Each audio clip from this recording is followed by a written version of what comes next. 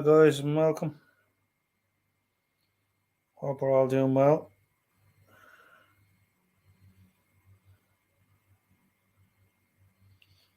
Just thought I'd do a quick live stream here.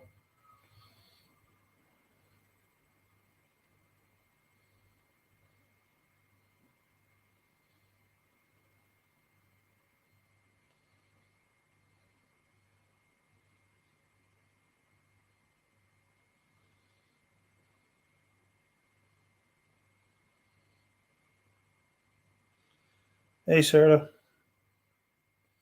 Good to see you.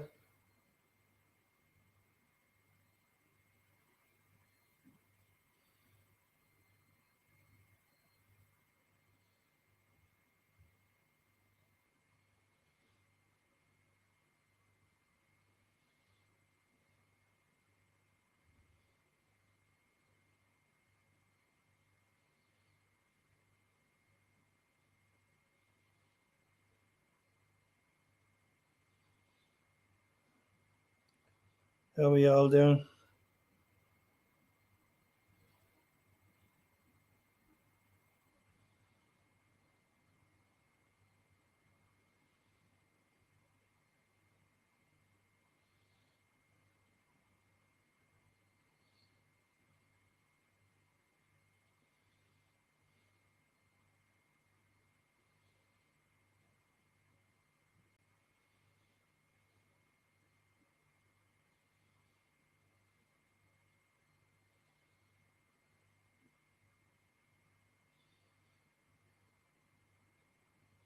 Good.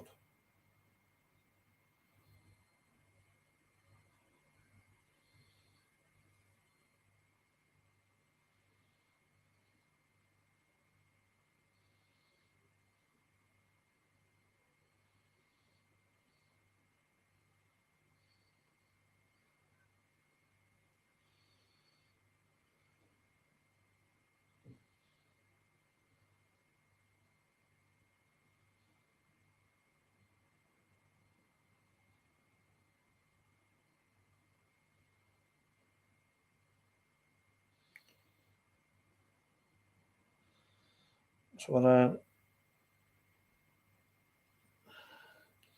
give a big shout out to Mark Wicking, my Australian friend who recently had a stroke. Um, speedy recovery, my friend, and my prayers are with you. Thanks, Steve.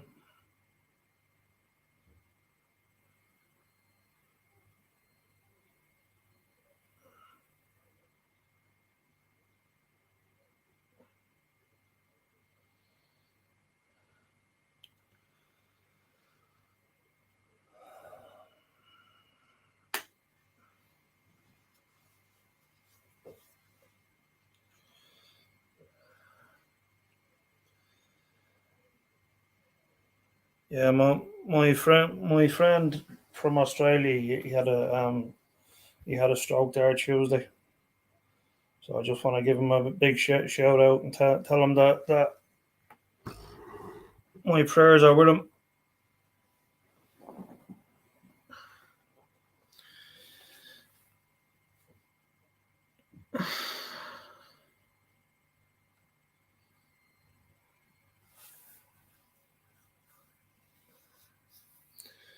His um his fiance is fairly frantic, so much love to her as well. Um, like she has to do a superhero's job,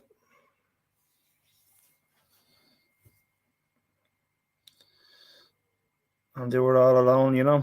But like I gave her some helpful suggestions.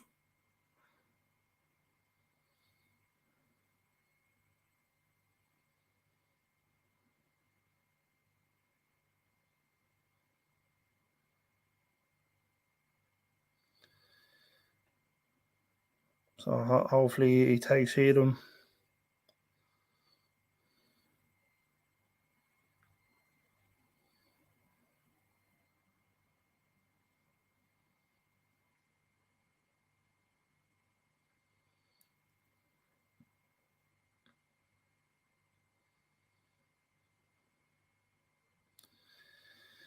Yeah, but his mother wouldn't go see him. His mother and father wouldn't go see him,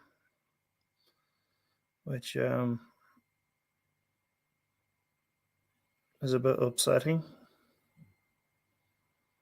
Like his ex girlfriend, who he had kids with, she reached out to the person who he's presently with, and gave a lovely message. And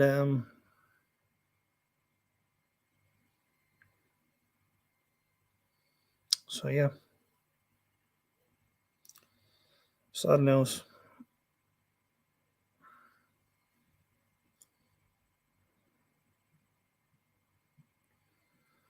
It's not easy having to uh, go through a person who just had a stroke, you know. And I know all too well because my uncle had to go through three strokes and one heart attack.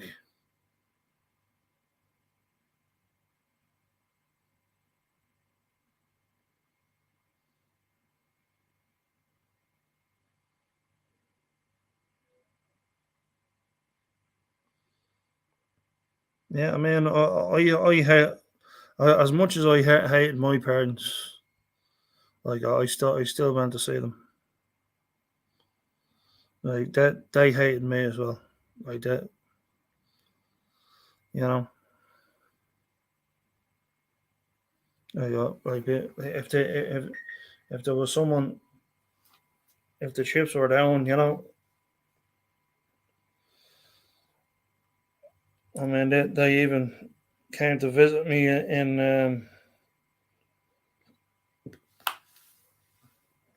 like when I was in hospital. I was getting my eyes done. I still went to see them, you know. But hey, Dragon, good to see you.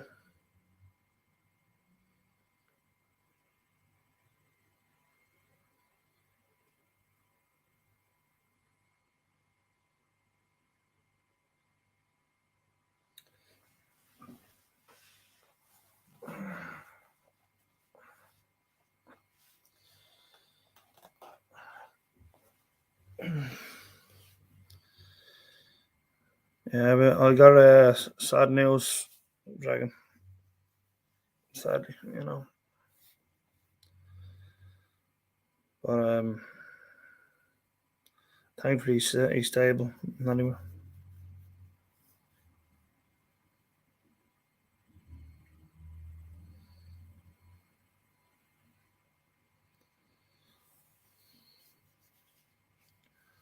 so I just said, oh, I'll come on here real quick and we have a little powwow.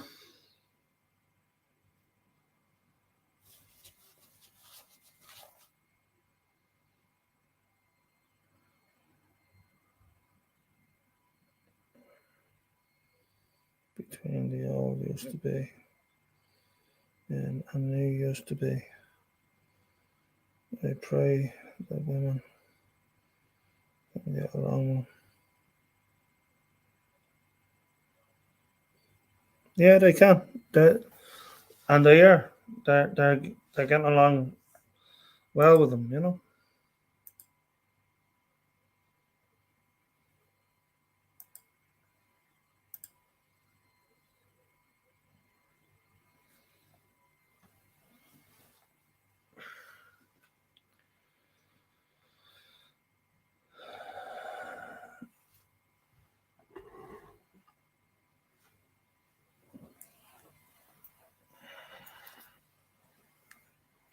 Oh,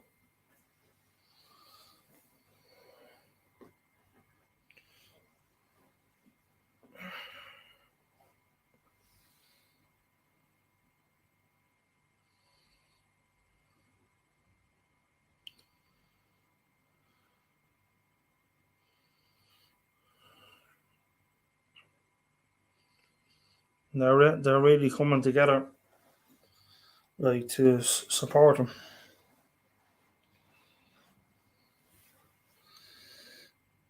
I played earlier today. I noticed that one of those duets you were saying something about.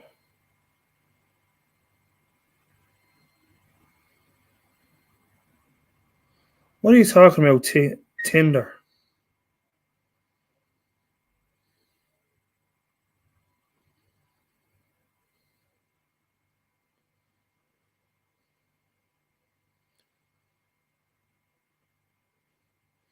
If you looked at the message, it was actually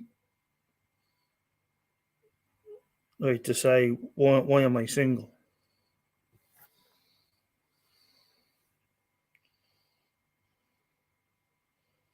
Nothing to do with Tinder.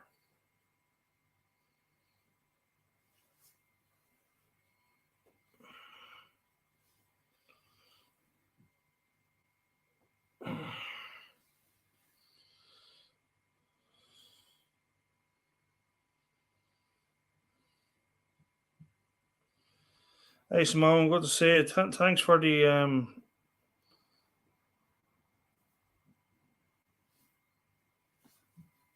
for what you did over in Miss Days.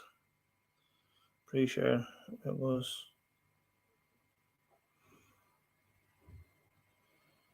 it was three or four of you guys doing like an old school a cappella type group with music.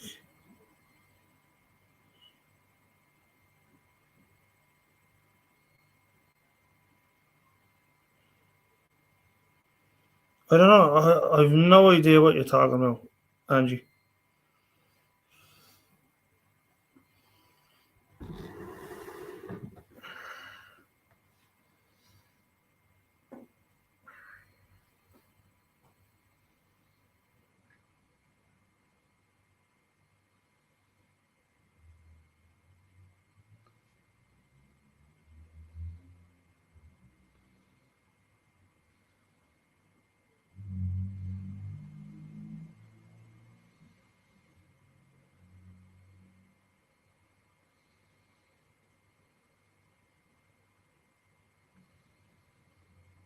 Anyway.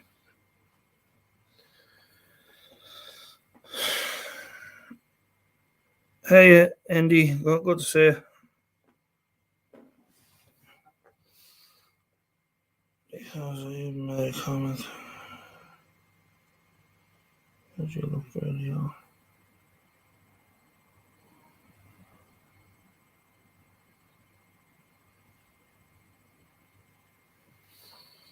What is she on about?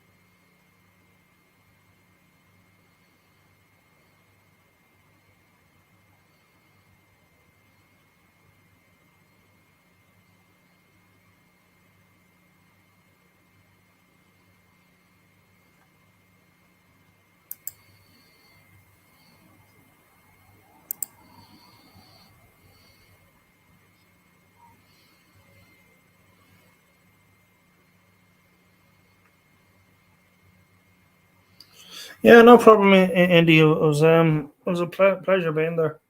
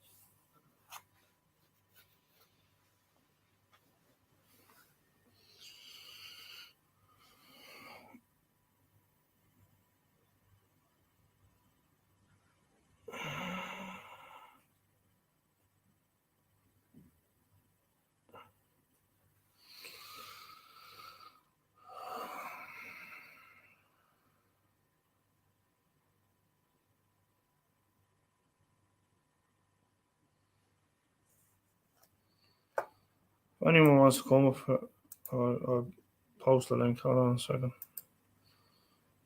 Copy, paste, squoosh. There you go. If anyone wants to come up,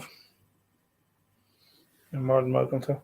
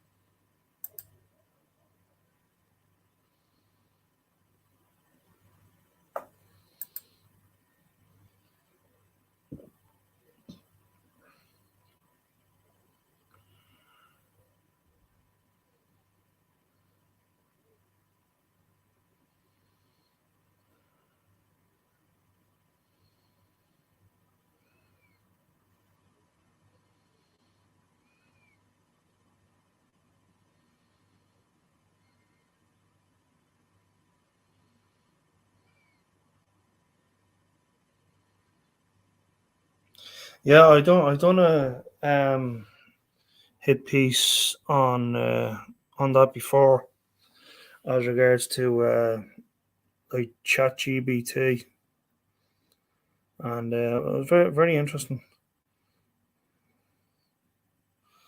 I gotta go see around this your buddy Swift. Thanks, Steve. I really appreciate it. Thanks for coming in.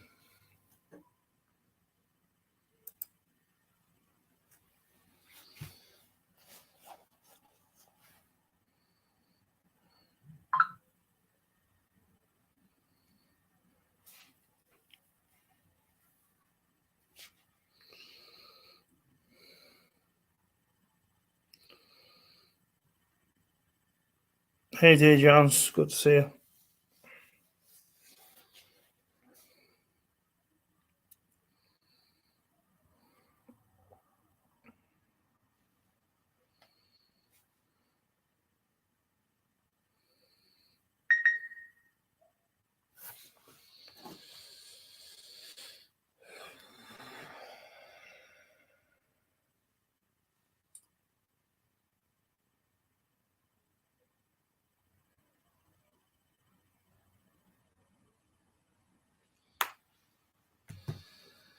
Yeah, I got a bit of bad news through the course of the week.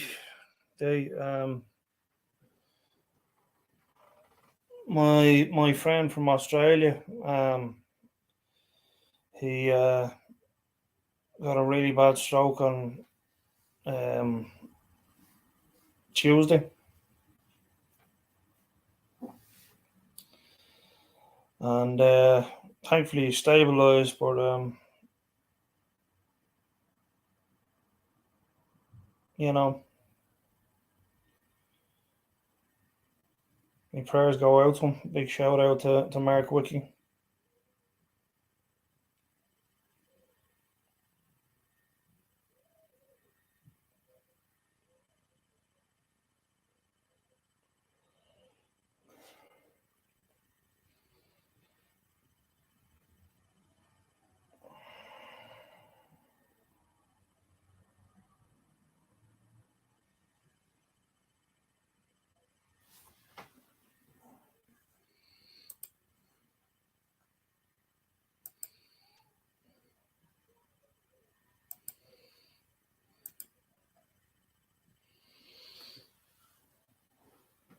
Thanks, D Jones. I appreciate it.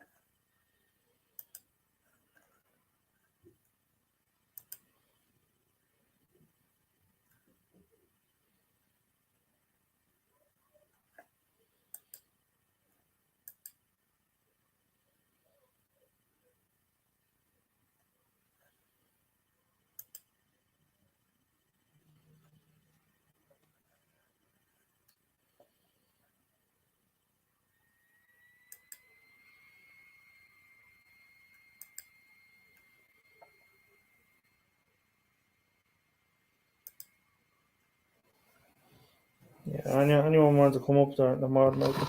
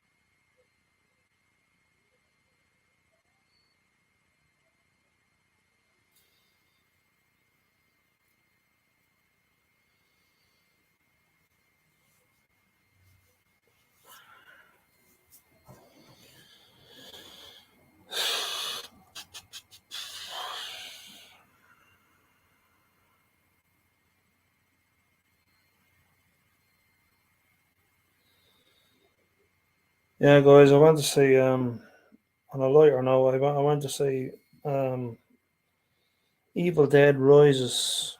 Um, yeah, yeah, it was good. Um, it's getting it's going to smash the box office hits. Um, and Super Mario Brothers have broken 400 million, I believe. Hello, Mountain. Welcome in. Good to see you.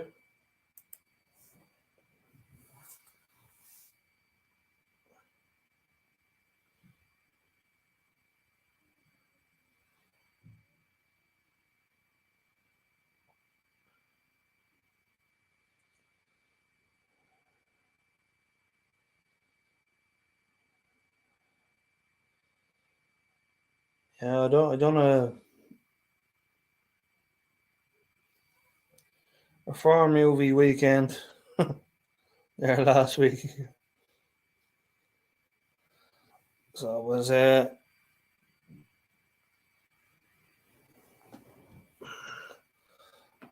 I do remember you. I believe we met on it was either Steve Harlows or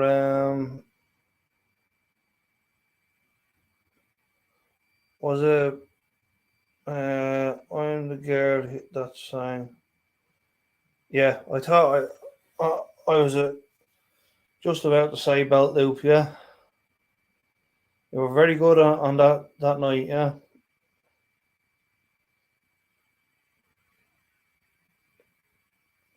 a beautiful voice, if I do say so myself.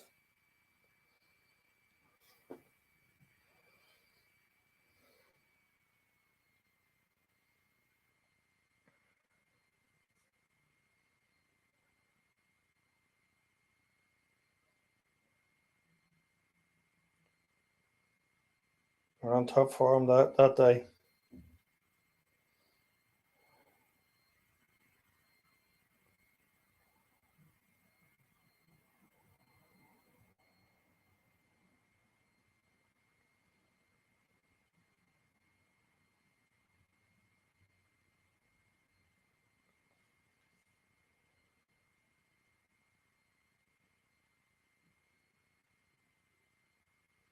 Thank you.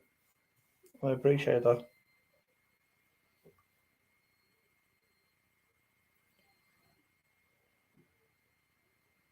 And it's only the tip of the iceberg of what I can do. I've been I've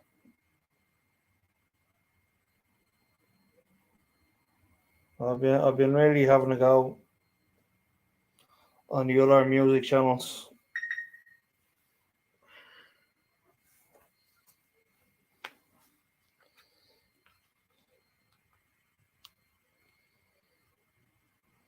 Thank you, I appreciate that.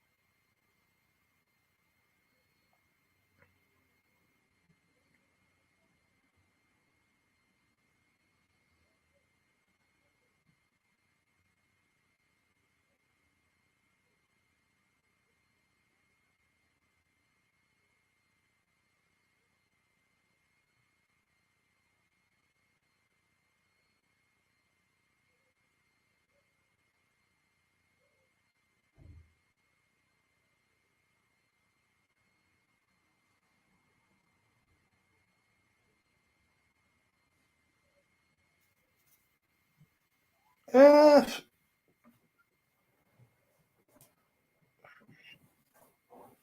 yeah.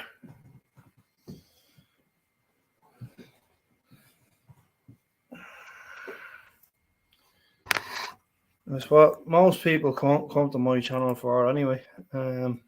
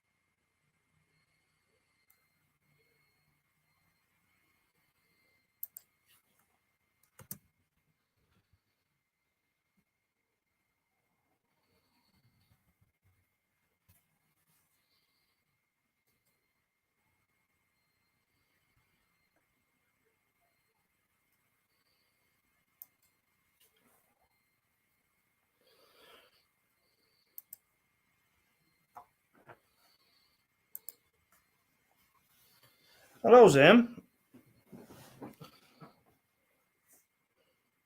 Welcome in.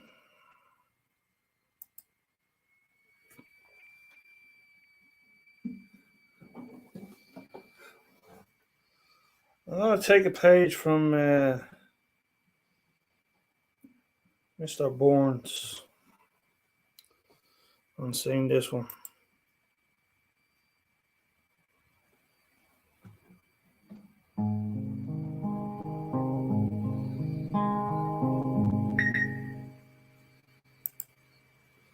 And I love you so. The people ask me how I've lived till now. I tell them I don't know. I guess they understand how lonely life has been. That life began again the day you took my hand. And yes, I know how lonely life can be. The shadow follows me, and the night won't set me free. But I don't let these evenings bring me down. Now that you're around me, and you love me too. Your thoughts are just for me. You set my spirit free. I am happy that you do. The book of life is brief, and once the page is read, all but love is dead. That is my belief.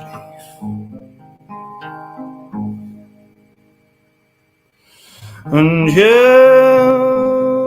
I know how lonely life can be. The shadow follows me, and the night won't set me free.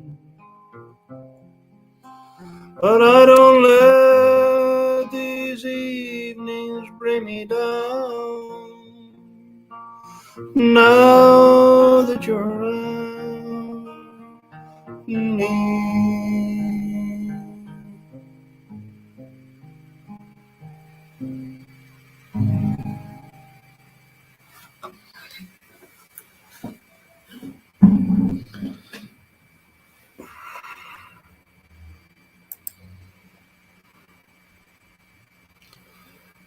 Hey, Tiny Tots, welcome.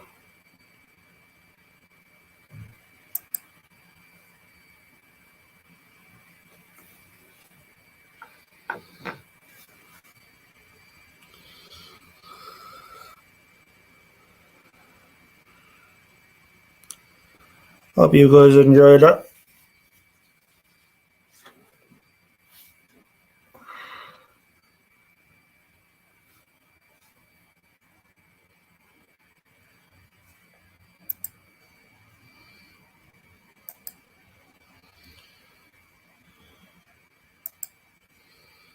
Yeah, great song.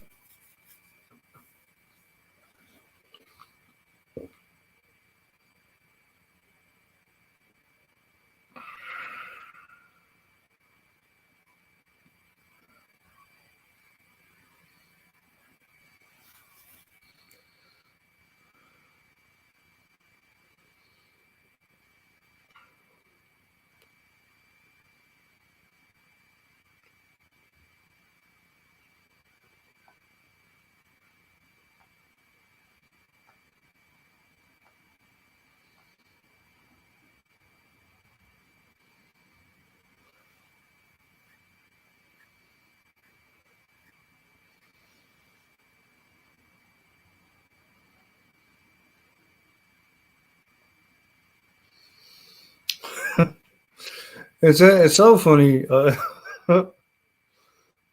Every time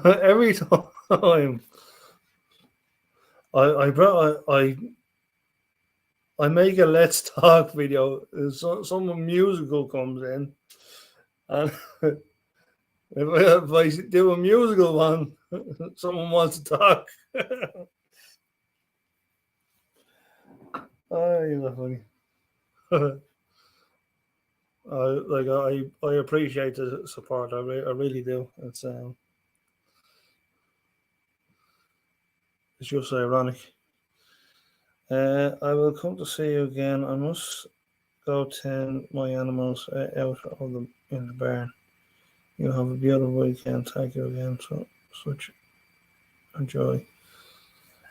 Yeah, thank you, Mountain Moon. It was a pleasure seeing you, and I appreciate you coming into my life, and made many more come, etc. etc. Have a good day, and much love. Okay, Hammy, Hammy it is then.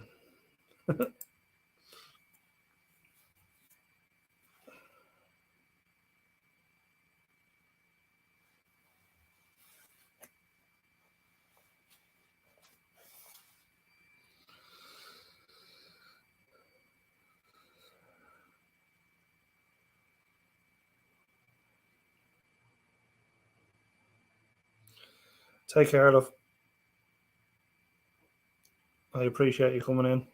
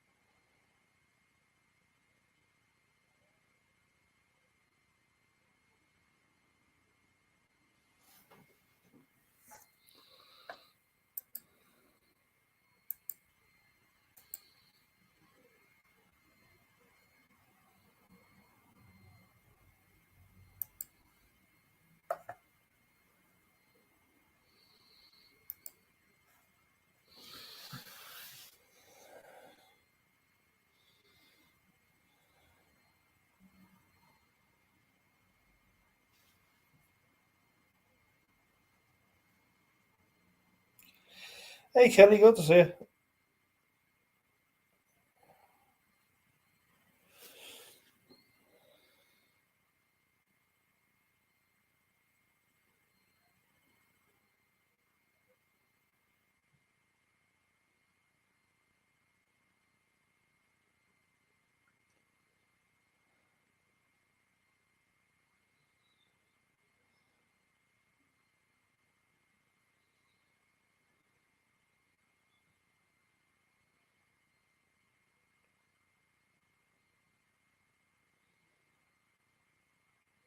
Yeah, Mountain Moon just went to tend to our animals. So she came in for a short bit, and it's a pleasure to have her. And I did a song and I loved it. It was a song called "And I Love You So." Beautiful tune by Perry Como.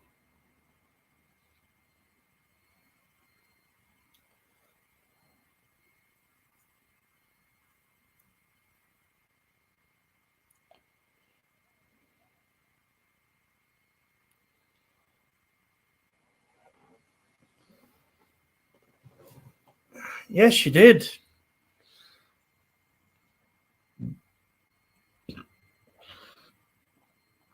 I do once or twice a week. I don't do it very often, you know.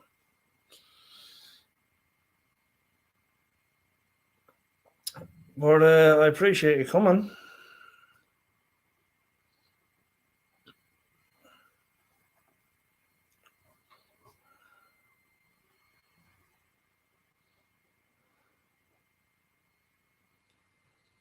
Yeah.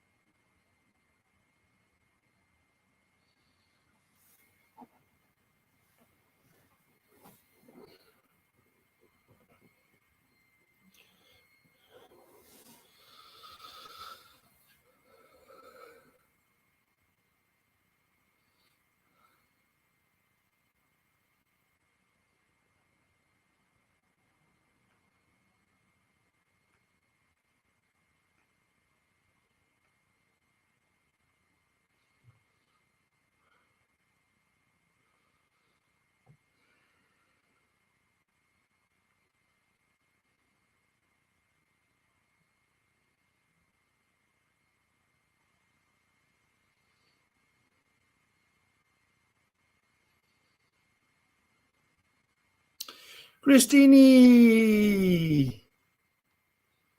aloha.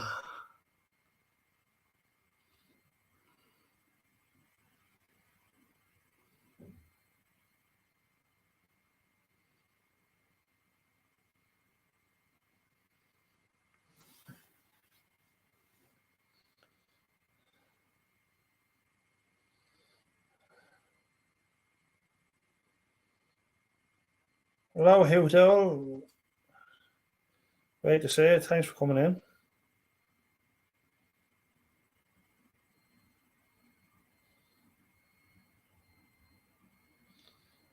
Thank you, Christine. Appreciate it.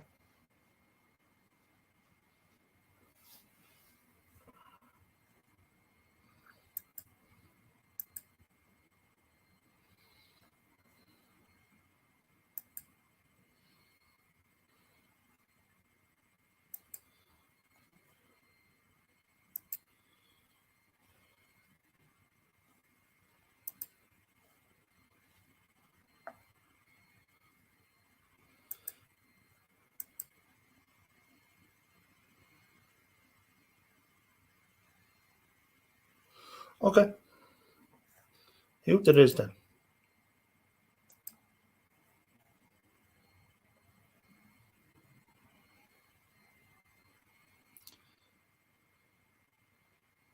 You must be a hoot with the friends. Anyway. Yeah, we'll just do this a cappella and see how it goes. Sometimes whiskey, sometimes pills. The silly things I need to get my thrill. Sometimes women are like cocaine. Gotta have more and more every day. Yeah, the man in the mirror ain't no man like I ought to be. Tell me why can't I see when the devil gets the best of me? I've left heartaches, thought they'd mend. I know how to lose some real good friends. I get angry, I stay mad. Can't get happy with this life I've had. Yeah, the man in the mirror ain't no man like I ought to be. Tell me why can't I see when the devil gets the best of me? Now I'm a little wiser than I was back then, but still I'm stumbling every day, trying to walk a little straighter, trying to find a way to forgive. Yeah, the man in the mirror ain't no man like I ought to be. Tell me why, oh why can't I see when the devil gets the best of me? Yeah, the man in the mirror ain't no man like I ought to be. Tell me why, oh why can't I see when the devil gets the best of me? Tell me why can't I see when the devil gets the best of me?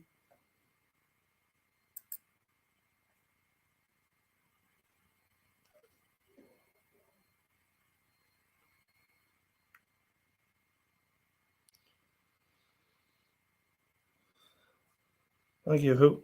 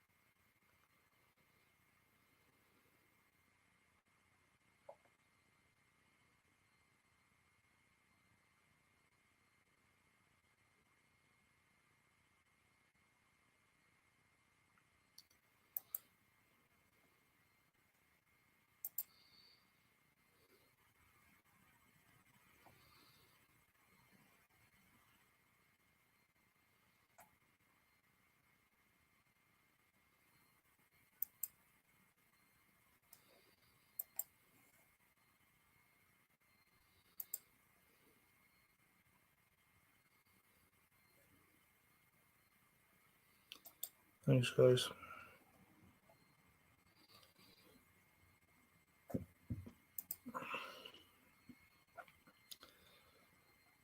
So, as it's going this way, I think I'll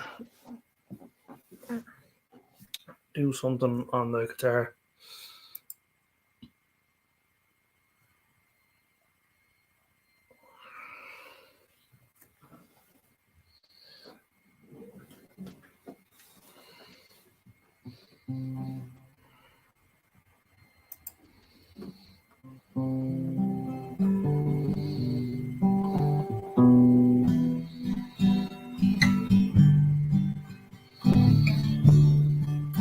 It's one of my own songs. Remember me whenever you are blue.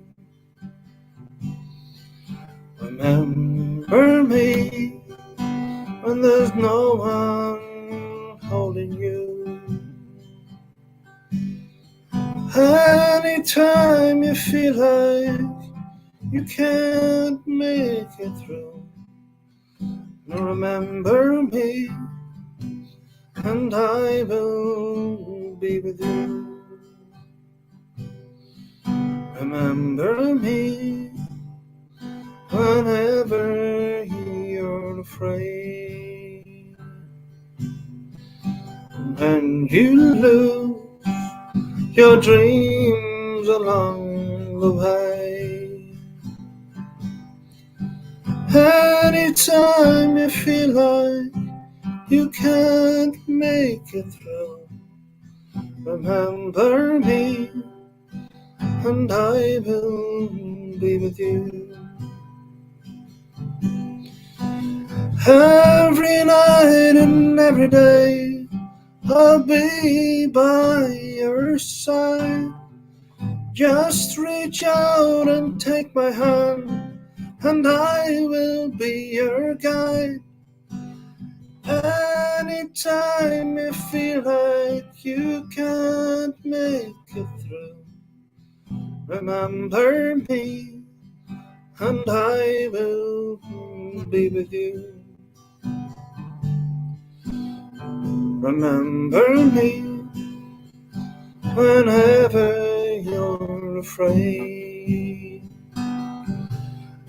Remember me if there's someone in my place.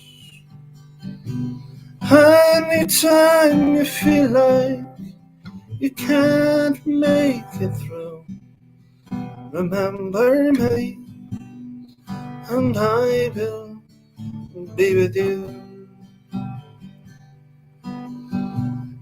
Every night and every day I'll be by your side.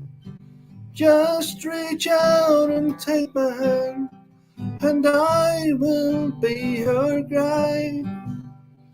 Anytime you feel like you can't make it through, remember me and I will be with you.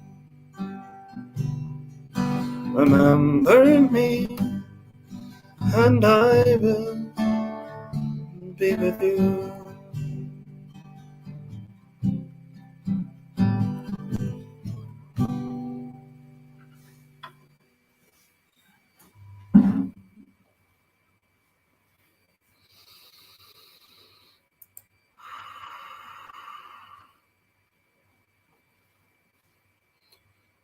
Hey DJ.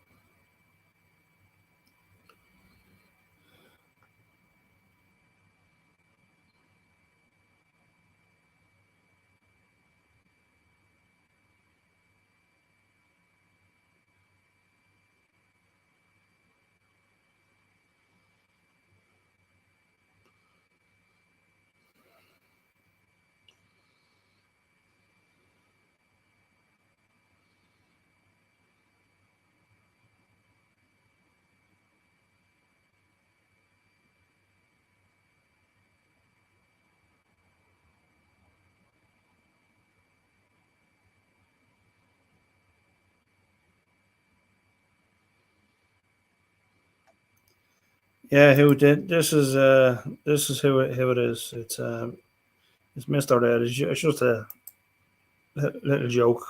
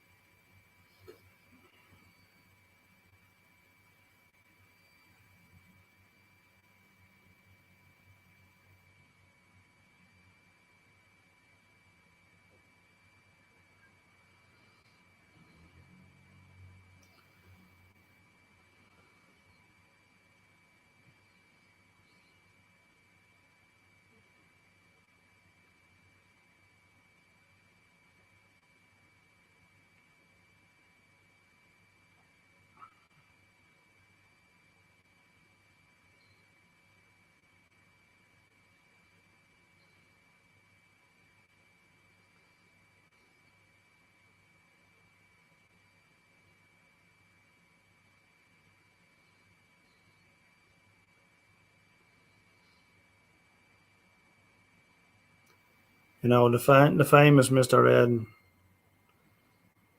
all that, you know.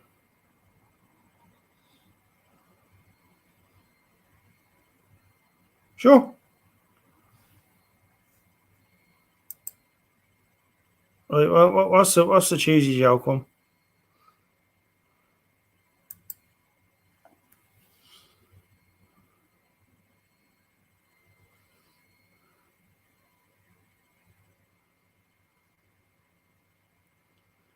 How did the pig sell a car to the car?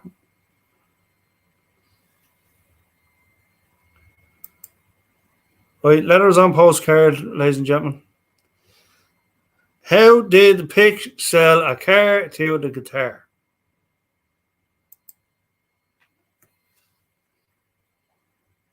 What's the answer, Christine? Go on.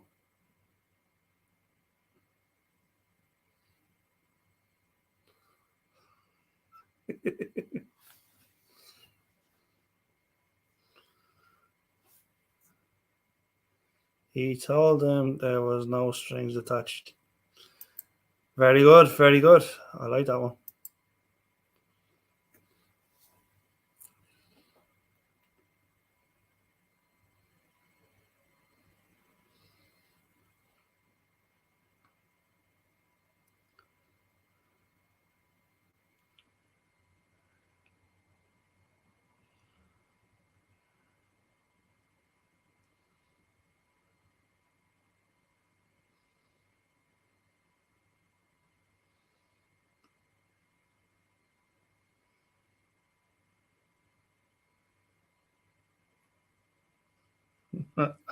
All right.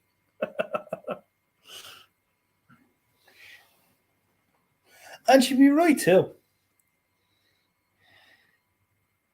I.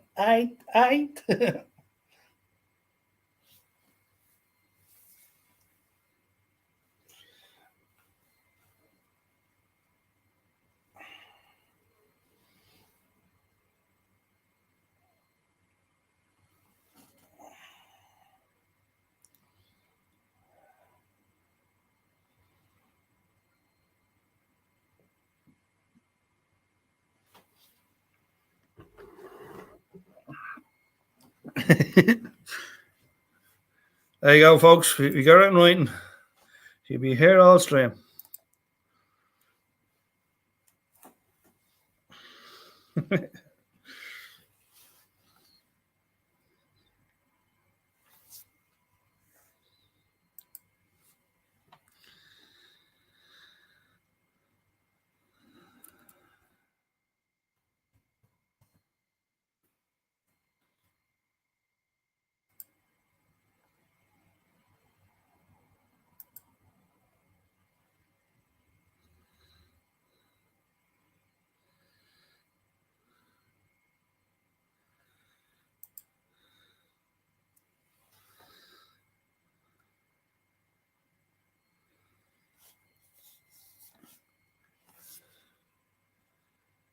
Yeah, I did.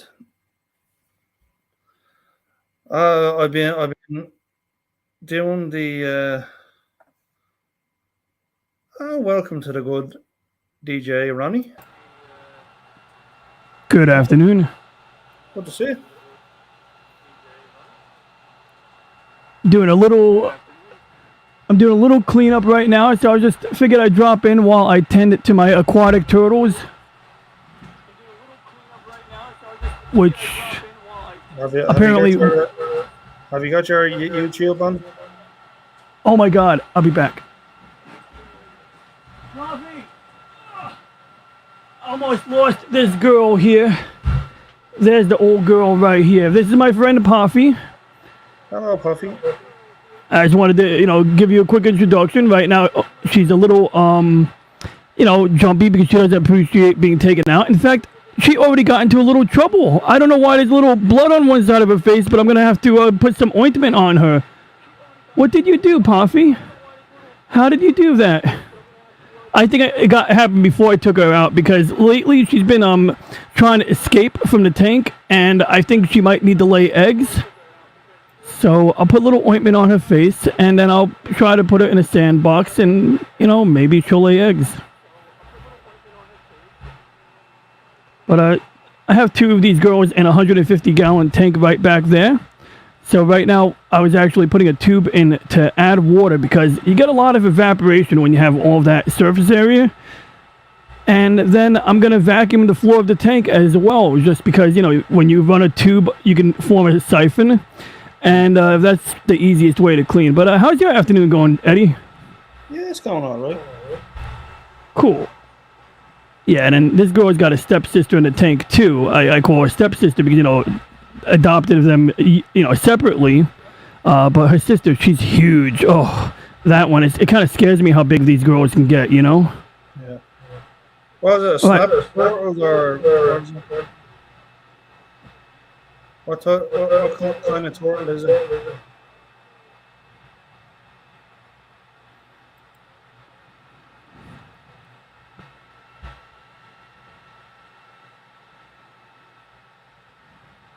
That's true.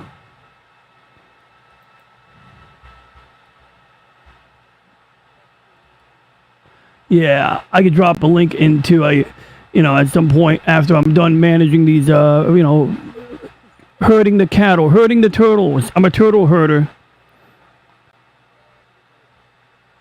And I hold her up like this because, otherwise her claws could easily reach me like this. Like if she's in the mood, she'll reach my hands, no problem. Yeah. But they're smarter than fish, less intelligent than dogs. That would be the way to put it. All right, Puffy, I'm going to put you back on the floor. Say bye. And, yeah, what did you do? That red on her face looks way worse on camera. Like, right now, to me, it doesn't look very red, but it's a little bit. Yeah, she did something. She got bruised trying to climb out. That's another thing about turtle care. You got to, make it safe for them to stay in their enclosure. Make it so they can't jump out at random. But you also have to, make sure whatever's in there can't hurt them. So I guess I gotta check the plastic and make sure it doesn't have any sharp edges. So I'm gonna go get a file on that. All right, run along, little girl.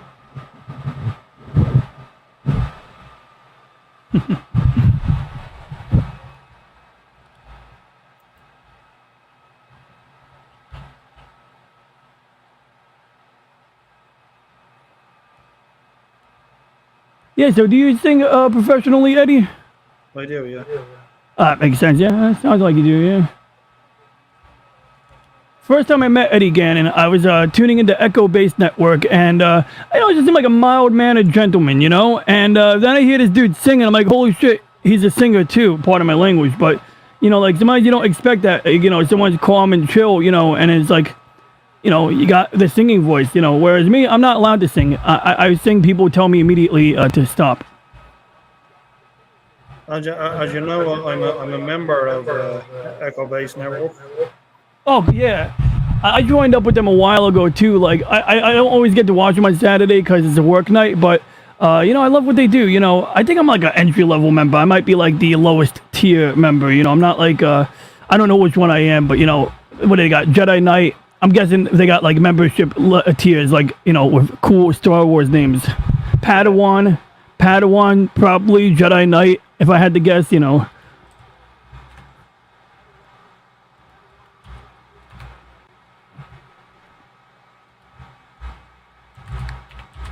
But I like what they do. I once met Nick by accident. I visited Texas for ValhallaCon with Loki's Mornings to Mischief's crew. And, it was a nice little weekend. I wanted to go to Retro Palooza, which is a retro convention, retro games, retro toys. Bought a couple N64 games, bought some Star Wars Pez dispensers. I actually appeared at the tail end of an EBN stream when they had a members stream, and I was able to show those off a bit. But, I got a Luke Skywalker. My favorite Pez dispenser from the Retro Palooza lineup, the Star Wars Pez dispensers, I'd say the Luke Skywalker as an X-Wing pilot, because it's got the goggles. It's like a nice big, Pez dispenser head, but with the, orange goggles that an X-Wing pilot should be wearing. So I thought that was kind of cool. But Princess Leia has the muffins. Like, so imagine a Pez dispenser with humongous muffins on the top. Yeah, it's a big collectible. Like,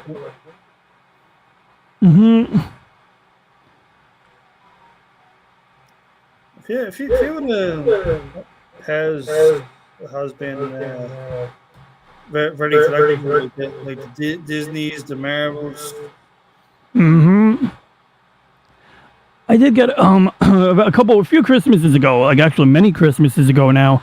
I did get 2 years in a row. I got Star Trek Pez dispensers. So one year I got the original series lineup, and another year I was given the next generation. So you get like nice plastic box, so you don't have to take them out of the box. It's a transparent box, and you can see just you got everyone. You got Picard, you got Riker, you got Geordi, and then with the original series you got Kirk, Spock, McCoy, Lieutenant Uhura, Scotty. I can't remember anyone else, but yeah, so they got a lot of cool stuff. And with Disney, I mean, the sky's the limit there, especially now.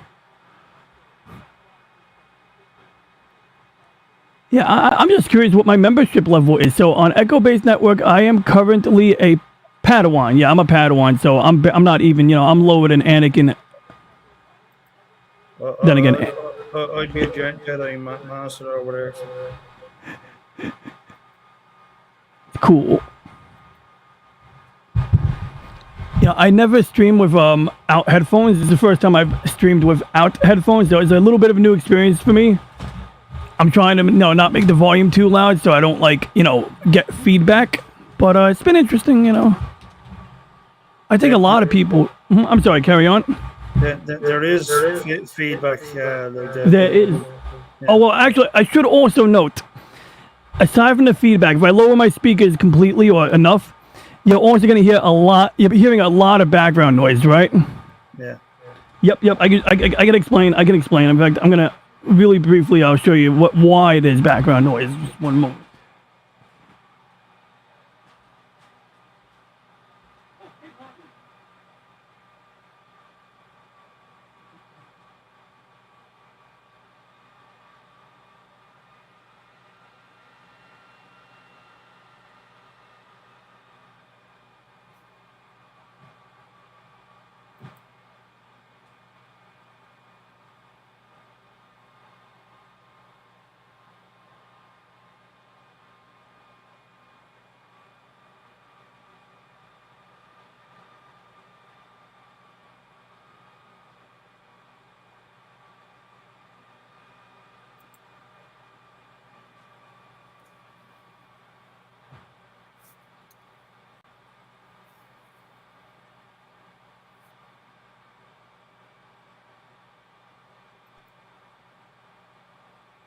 That the HP rack mount server, and it gets a little noisy at times. So actually it's always noisy. Then up here, I got the switching gear next to my cutoff. I'm actually going to be swapping it out, but this looks silent, but it also gets a little loud.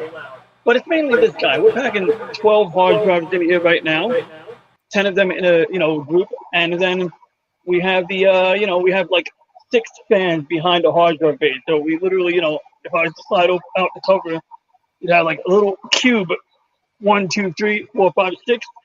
There's a Xeon CPU right under here, and another heat sink radiator looking thing over here. Then the rest of the back of that server, it's a pretty long back.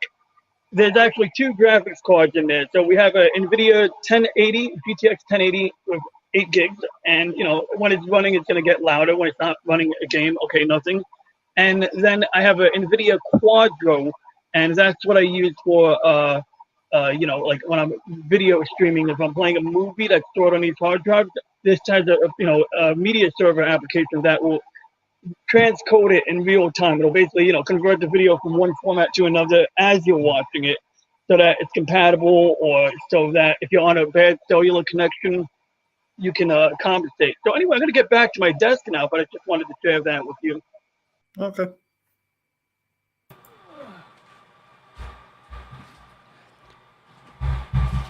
So anyway, yeah, that's what makes the noise back there. It gets, it's not great. It's not a good streaming room. Like there's like almost more like a workshop environment where I keep the 3D printing hardware. and the server rack. So I'll drop out very soon. I don't want to have this. Plus, I can barely hear myself. I'm afraid of making the volume so loud that when you speak, you get picked up. Although I think StreamYard has. I should actually maybe enable the echo calculation. There we go. Yeah, that's much better actually. Really? Okay, cool. Good to know. Okay, I did not expect that to work. Okay, now I'm looking back at the tank because if you don't pay attention to the tank, you forget to turn off that water. It becomes a waterfall. Yeah.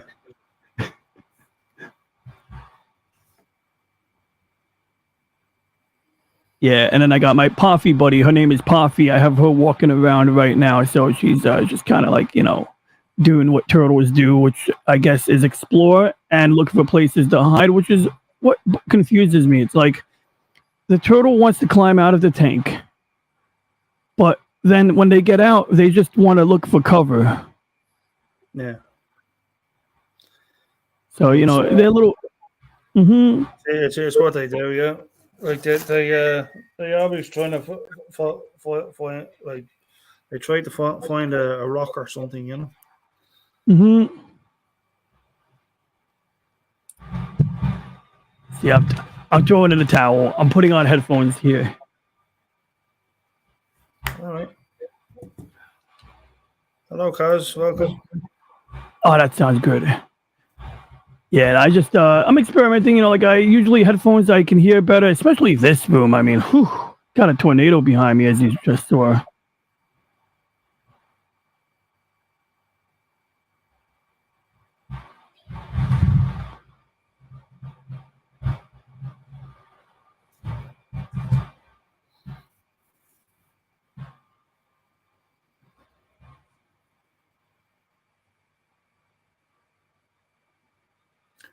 So what's the plans for this evening?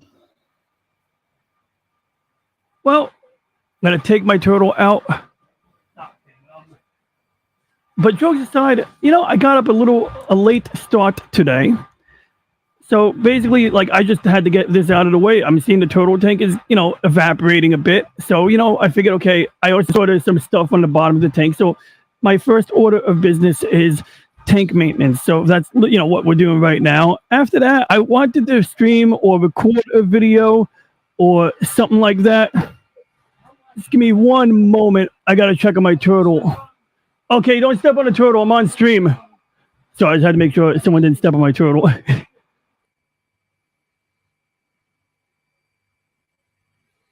There we go. Good. Now I don't have to turn off the faucet.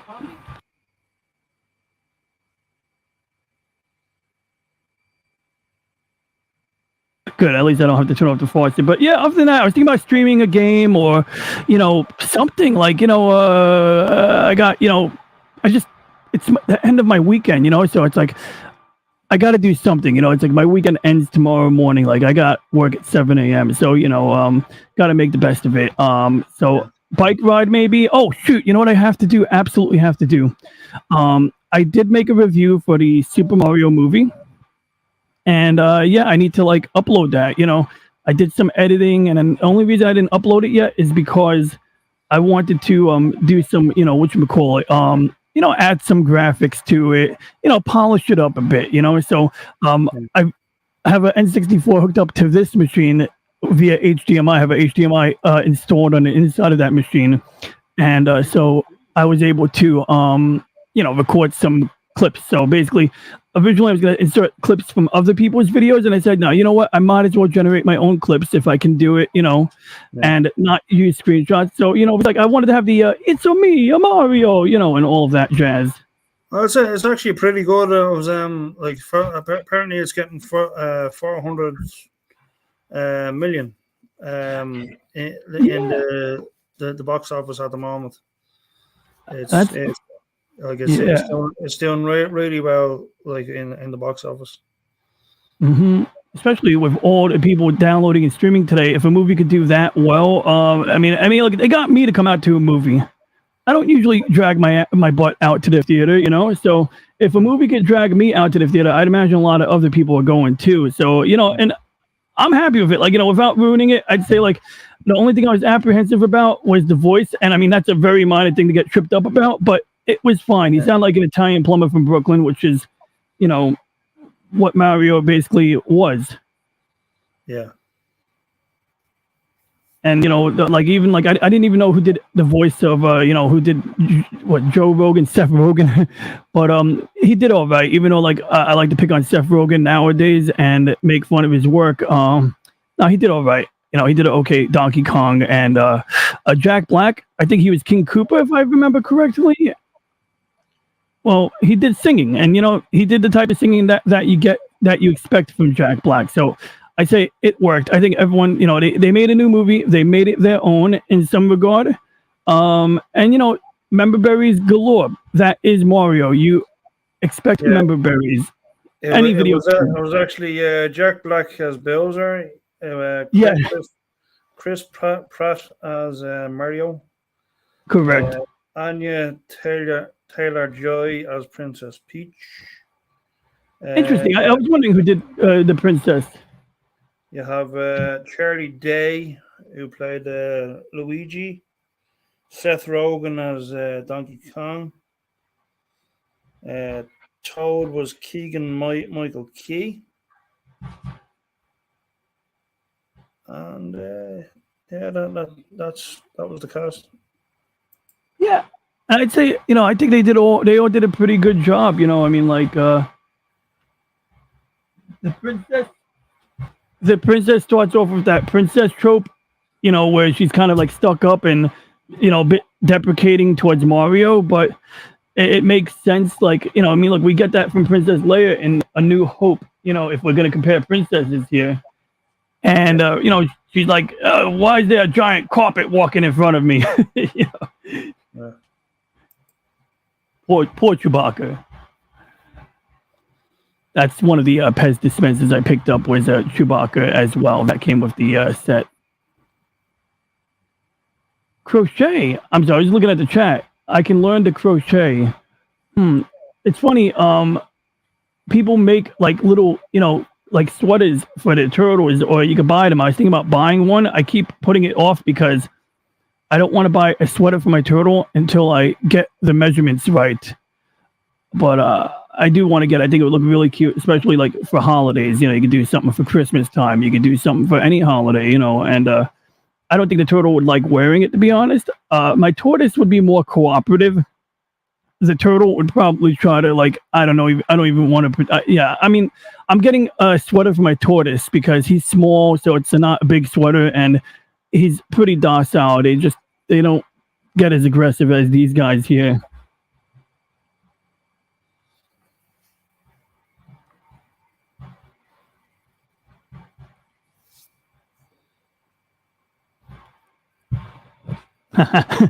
And Right for Vet said, Mario is a good movie, a good cartoon, because Disney wasn't involved in it to make it vogue, to brainwash our kids. Okay, well, even aside from the brainwashing, although he's right. I mean, that's the thing. The movie, like, Seth Rogen didn't ruin the movie because he wasn't in charge of it. He didn't have an opportunity to, like, make it about some, virtue signaling message or anything like that. It was just a straight up Mario movie. Doesn't matter what walk of life you are. I think it's got something for everybody to enjoy, Yeah. I loved how they paid a little homage in the beginning to the, the old Super Show. That was kind of nice too. Yeah. Yeah, there was a lot of good tropes to it. Yeah, you can say that again. Mm-hmm.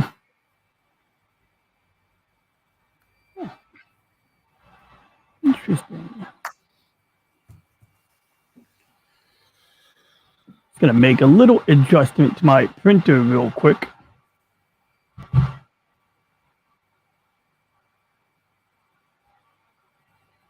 This is not related to Mario at all, but you ever watch a sci-fi series called Legend of the Galactic Heroes? Kind of rings a bell.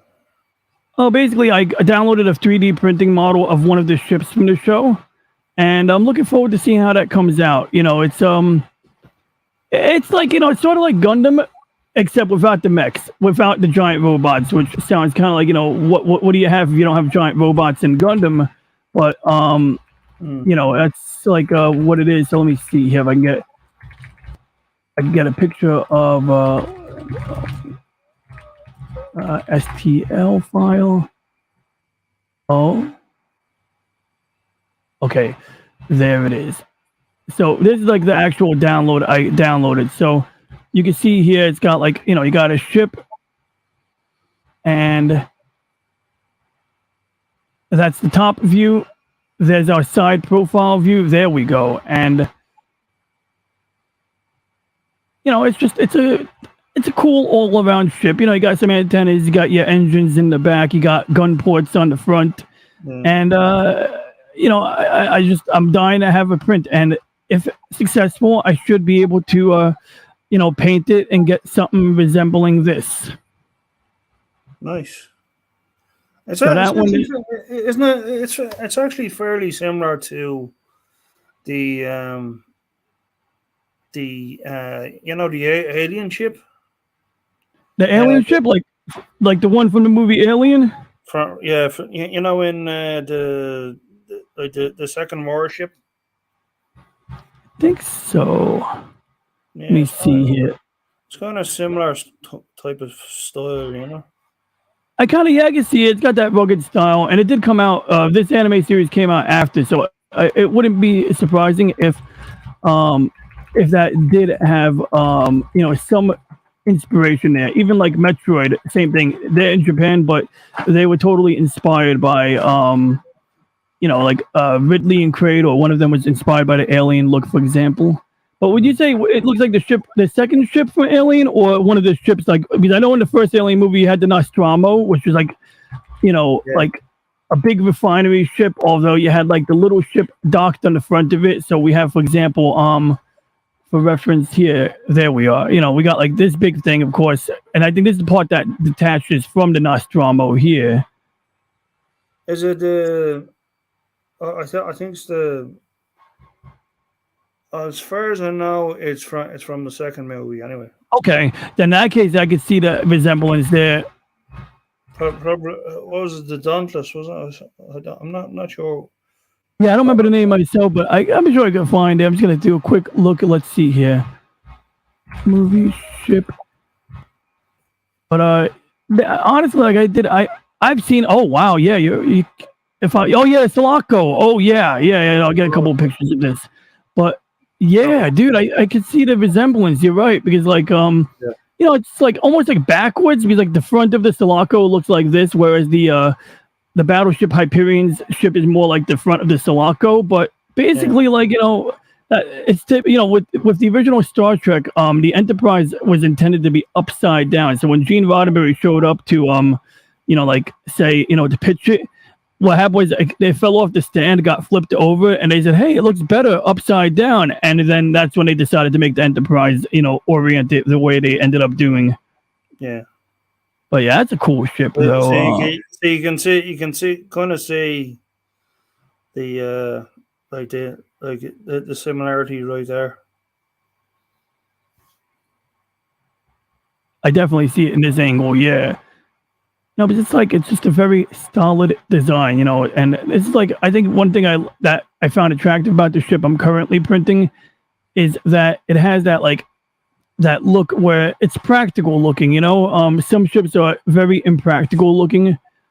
Star Trek is intentionally impractical. On Star Trek, they always say, we have inertial dampers. We have this other, thing that basically makes it so that the ship doesn't get torn apart and it doesn't crush the occupants. And, they did that on purpose. They made the Enterprise look like it couldn't hold itself together because they wanted to showcase that the technology was so advanced. Same reason why the original Enterprise doesn't have any tiling. It doesn't have any textures on the first iteration, and that's because Matt Jeffries, the designer, who was I think some kind of engineer, he wanted to show that the ship doesn't have anything sticking out on the outside. Everything that needs to be repaired on the Enterprise could be done from inside via a Jeffries tube, via a conduit, that you would always have a way to access major components, and that you wouldn't need to, like, and it makes sense. If you're living in space, why would you want to go out of your way to do spacewalks if you could avoid it, you know?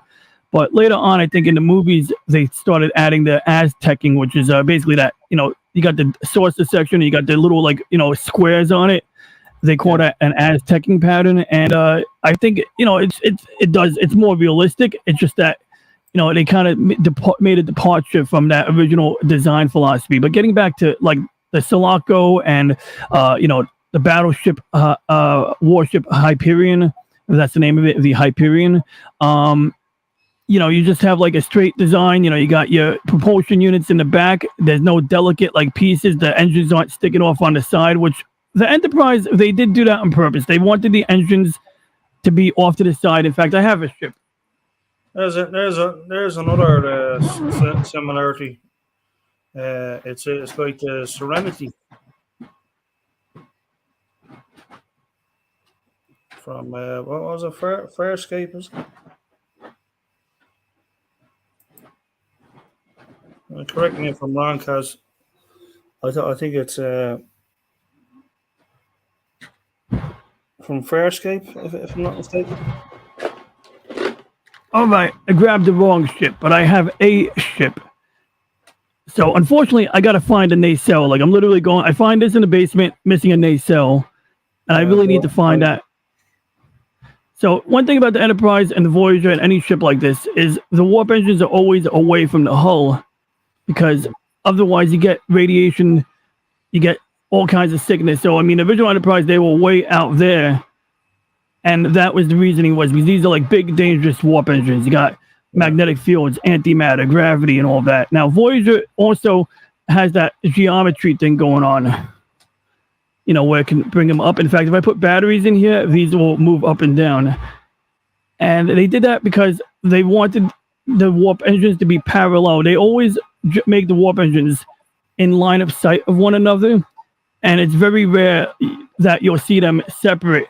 And that's because, I don't know, it's another basic design philosophy that they actually stuck to until DS9, maybe? Yeah. Because then you get, like, the, you know, warp engines are, like, literally on the side of the hull now. So you can't possibly, you know, pretend that they're in line of sight of each other. But you know what? It's fine. It's a different ship. Or as Riker called it, a tough little ship when he said to Worf, "Oh, tough little ship," and Worf is like, "Little."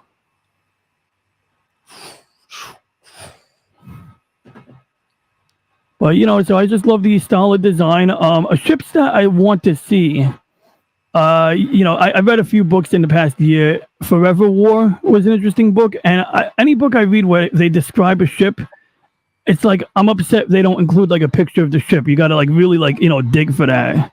Yeah.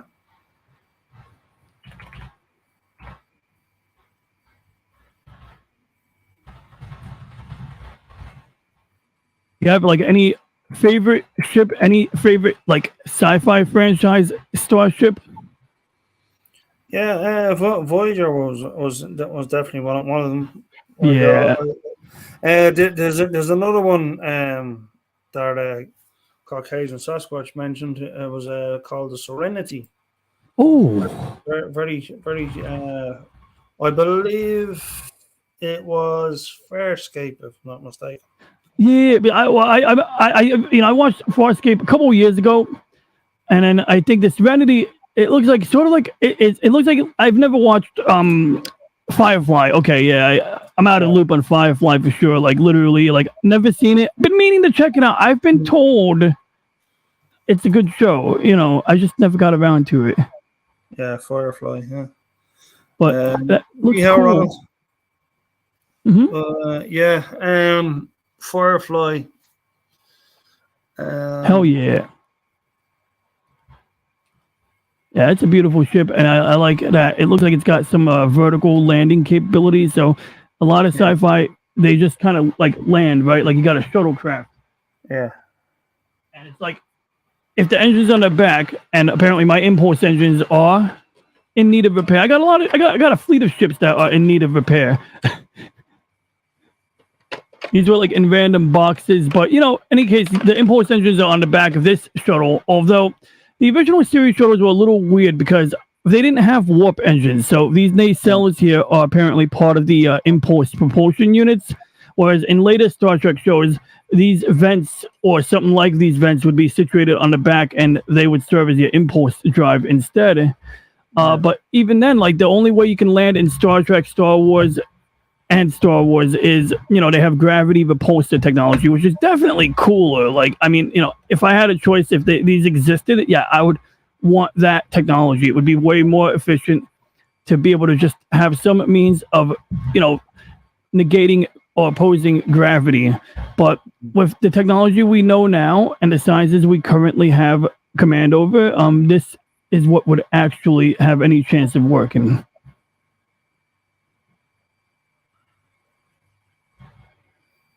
Yeah. Now, Farscape, on the other hand, had a cool ship too. That was basically a space whale. Like, they call them Leviathans, and the ship is a living organic ship. It was sort of genetically, manufactured or genetically biofactured or engineered. So it's got a mix of real, machine components and biology, but that's a living ship. It's literally like a space whale. Yeah.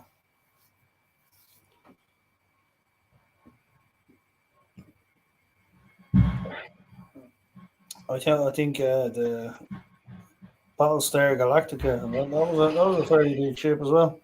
That is a cool ship. Even I know that reimagining, like, they upped the production values, but the original Battlestar Galactica.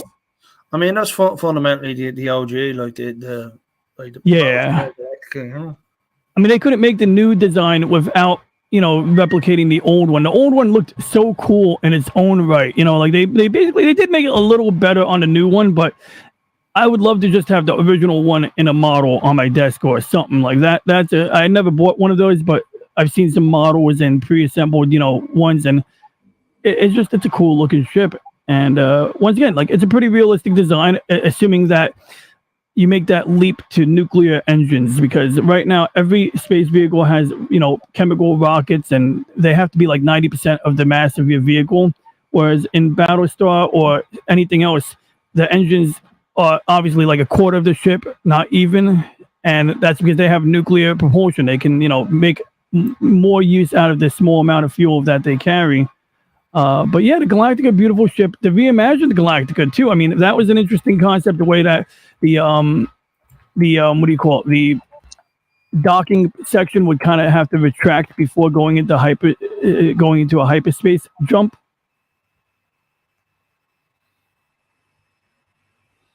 Yeah. That's our reimagining right there.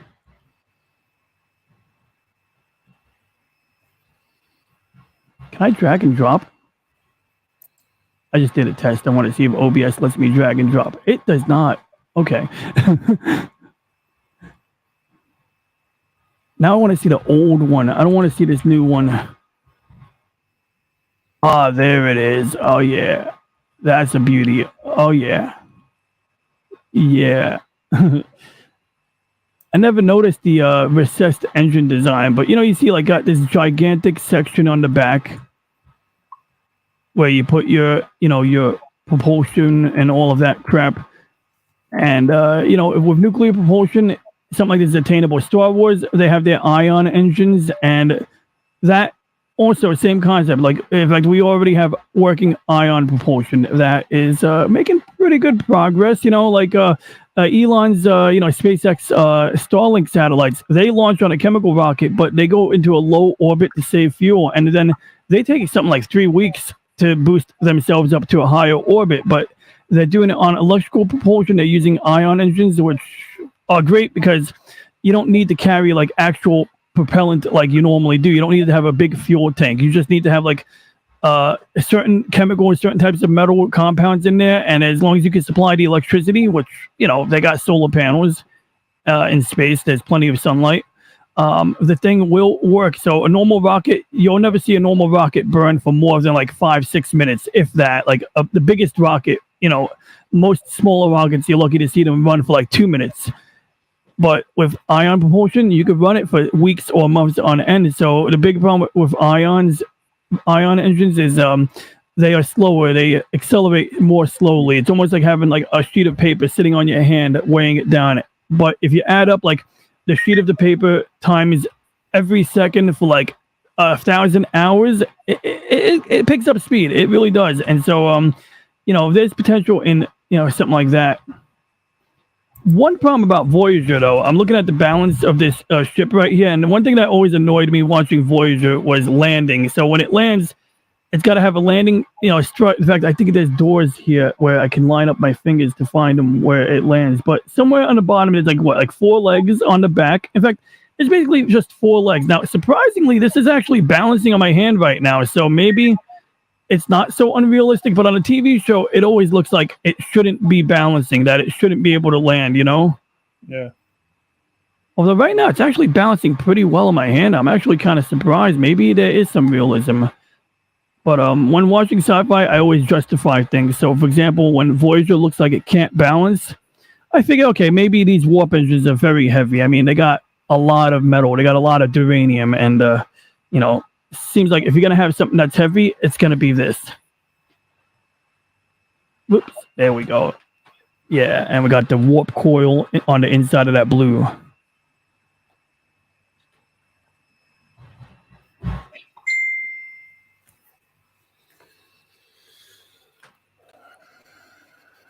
You okay, Poppy?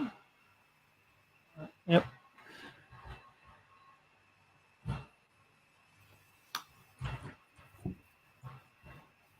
Gotta move that camera.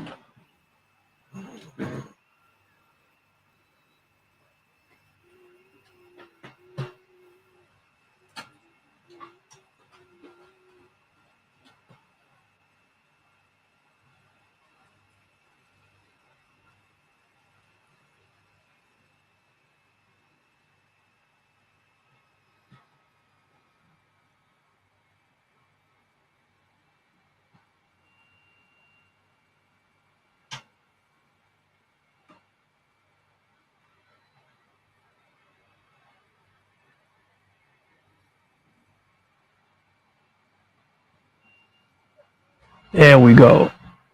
Most important thing with 3D printing when you have a camera is just seeing that the layers are depositing correctly, because that thing is off a 0.5 millimeter, and you're going to be bumping into your own model and wrecking it. So generally we just want to kind of make sure this is doing what it's supposed to do, and if we're lucky, we can catch any errors before they compound. Most of the time, though, once it's failed, it's toast. By the time you see something going wrong, it's too late.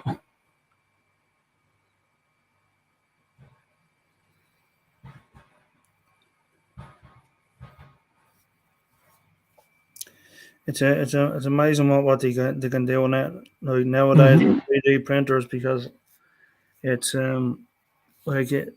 especially fitting like army vets and stuff like that. Oh yeah, dude. That's one of the coolest things, because sometimes prosthetics can be obscenely expensive, and I mean some medical companies are taking advantage of this 3D printing too, which is fine, because if they can make something quicker and more, cost effectively, great.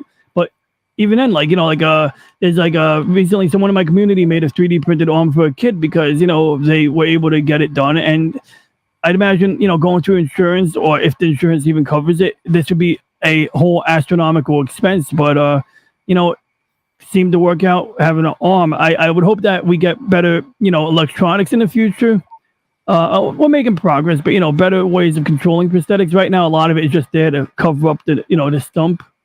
But there's a lot of potential in making it so that if you can get the electronics that work and then supply your own 3D printed model, that might save some cost in that regard. Because the cosmetics, the medical professionals, they're more focused on making the thing work, I think, not so much cosmetics. But no, it's exciting. And I used to hate on 3D printing when it was new. I used to think it was a gimmick. And look, a lot of early 3D prints, they looked very blocky, and people trying to 3D print anything and anything, everything that didn't need to be printed. And sometimes I'd be like, why not just carve a block of wood? And sometimes that would be more practical. Now, I'm hoping that in the future, we maybe combine 3D printing with other machines. So what I would dream of is having something like a fabricator machine, like something I've seen in sci-fi, where if we don't have replicators yet, what you would have is like maybe like a little assembly line. You'd have 3D printers on the same assembly line as CNC, which is like, the machines that essentially use a cutting head to bore through metal, to shave metal into different shapes. They make engine blocks, they make all kinds of metal. So if you combine a 3D printer with machines like that and some way of automating that, I don't know, you might be able to build more and more stuff. And I think by the time we get to Mars, you're going to see some capability. It'll probably be human operated, but you're going to see some kind of capability approaching that. And then this is what they call an FDM printer. It's using a spool of filament. So this stuff right here comes in a roll, and just basically just goes through a hot nozzle. It gets melted, and it gets pushed through the nozzle. Like through using extrusion, and that's all great and dandy. But you're gonna have these visible lines on your models, which I'm fine with because I'm gonna sand it down and paint it. But the other type of printer uses resin, similar to like that polyurethane goo that you use for fiberglass, or when people do those nice tabletops. It's like they pour that liquid on a table and it hardens into a clear, like crystal looking thing. So they got that where a 3D printer will literally have like a tub of that goo, and it'll go one layer at a time. It'll shoot it with a UV laser or UV light, and by the time it's done, like when the elevation comes out of the goo, you'll have like a solid piece. And I find the quality on those prints, it tends to be finer. It's easier to achieve a finer quality without it being a pain in the butt. But the downside is when working with the resin printers, if you want them to print the same size as what I have now, it costs more to get the same technology, at the same size build area.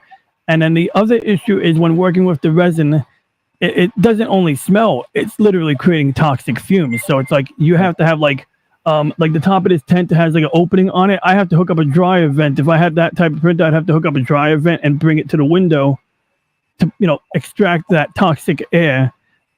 And even if like they got different materials, like the plastic that most people use on a 3D printer is called PLA. It looks like plastic. It basically is plastic, but it's made from recycled corn fiber or something weird like that. Corn starch, corn fiber. And so, you basically like melt it. It's actually from a failed print. But you get like solid structures out of it once you form it correctly. My favorite was the wood PLA. Now this is a leftover piece from a project, but you can see like it looks like wood because essentially the PLA, which is like plastic, is mixed with wood fiber, powder, wood powder. And wood powder is the right term. And it looks like wood especially when you print out something solid and you sand it down, like it looks like an actual piece of wood. I had to print out wooden handles for certain things for my tools, and it looks like a wooden tool handle. It's really cool. But you can also get, instead of PLA, you can get polystyrene, which is basically a similar plastic as to what you find in a CD case. And one of the advantages, I think, is it's got better strength and it doesn't get soft at high temperatures, whereas this material is designed to get soft at a high temperature. That's how we're able to print it so easily, when it's going through that hot nozzle. But polystyrene, you got to run at a higher temperature. But in exchange for getting that done, you're going to get like a nice solid part. But polystyrene also creates ugly fumes. So you can do that. You can put, there's another type of plastic that you usually see in the car, like on a dashboard. When you do custom stereo installations, they call it ABS plastic. And ABS is a great plastic. But once again, if you use that in a 3D printer, you're going to get toxic fumes. And I mean, I got a turtle tank right behind here. So, this is not the room to be making toxic fumes in. And so that's why I did not buy a resin printer, mainly because of this size. I wanted something to be able to print larger, and because of the fumes. If it wasn't for those two factors, I would love to get a resin printer. Great for action figures. Yeah. There's a friend of mine, she does resin printing as well. She's they're beautiful printers. I mean, like I'm jealous about everything except for the size of the build area. I mean, I even like I constantly go back and forth thinking about getting a resin printer because whenever I see like there's this guy, I forgot his name, like Gary Ambrosia, and I think he uses resin sometimes to like help out with when he does custom action figures and whatnot, and you get finer detail with like without a lot of the pitfalls that I get from using the printer I'm using now. And to be fair, a lot of resin printers now come with a built-in filter. I don't know how effective it is or how honest they are about saying it's effective, but it's something. It's got like some kind of airflow, something that pulls air out of the enclosure that pushes it through some kind of activated carbon. So there is effort to make them safe and easy to operate in an indoor environment.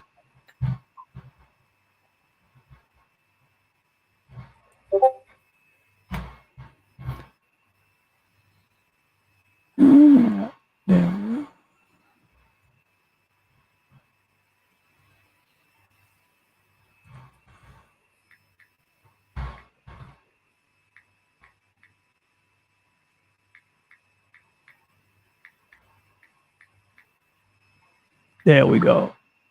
I had to get back into the chat because I lost track. I lost the chat window a minute ago, but now I can see. So the 3D print patterns I usually use, I get on to answer the question from Christy, if my 3D print patterns are open source. I mean, if I make my own, I would happily open source them unless they cost me lots of money and effort to produce. But when I download them, I go to Thingiverse.com.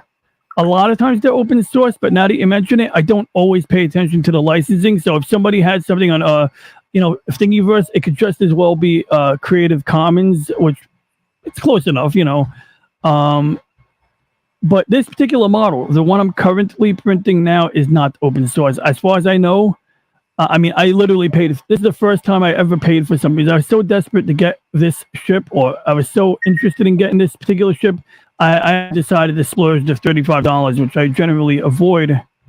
But like, let's see here. We got Battleship. We saw the ship that I was showing earlier on the website, and then the one I got for free was this guy here. And it's a simpler model. I printed out successfully, but what these pictures aren't showing is there is some inconsistency on opposing sides. Like for some reason, like there is some asymmetrical, texturing on one side. And this one actually, let's see, is it open source? Does it say? Don't even know if it says it anywhere here. I guess when I download it, it would have it in the README file. Let's see here. I'm gonna see here. And that is a battleship from the Free Planets Alliance from Legend of the Galactic Heroes, which it's kind of ironic. The Free Planets Alliance is sort of like a corrupt democracy or corrupt Republican democracy. They lost their way long ago in the series. Kind of reminds me of a country that exists today.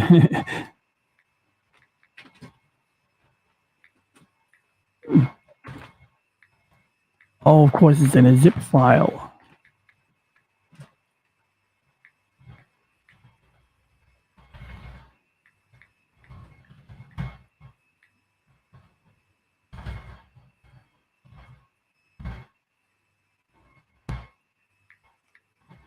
Yeah, same pictures we saw on Thingiverse.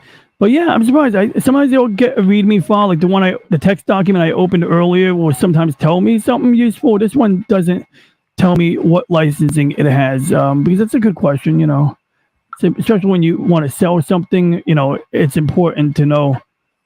Okay, so this is actually somebody successfully finished working on a model of this ship, and I think they did a pretty good job making it look good. They get off my screen. Anyway, yeah, they did a pretty good job, making that look nice. Like, it's a very basic model. In fact, they did a pretty plain job, but from a distance, it looks really good. When you look at it closer, it looks more plain, but you know what? They did a lot of hand effort. There were no lines pre-made into the models, but they did put the lines in the right place. So I gotta hand it to them. Overall, it looks right. It's got the right color. You know, I mean, the other thing about resin printers is, you know, they can do things. They can print out teeth on them now. You know, like, or at least dentistry or cosmetic stuff. They can do stuff like that. So that's kind of cool. You know. Functional parts are like a big deal. Like, you don't actually need fine lines or fine resolution on the nozzle on this my type of printer if you're planning on printing just a part for something that doesn't need fine detail. For some reason, it's the narrower the nozzle or the finer the layers, the less strong the final product is, the weaker it is. You know, resin, on the other hand, I mean, I don't really know much about it, but that seems like an inherently solid material. Like, I've never really seen a broken resin print. Interesting. Well, guys, I'm going to call it there, and thank you for coming in, Ronnie. I really appreciate it. Thank you to all my all the people in the chat, and like, subscribe, and share, and I'll catch you on the next cartoon. Take care, guys. Good time. Good seeing you all.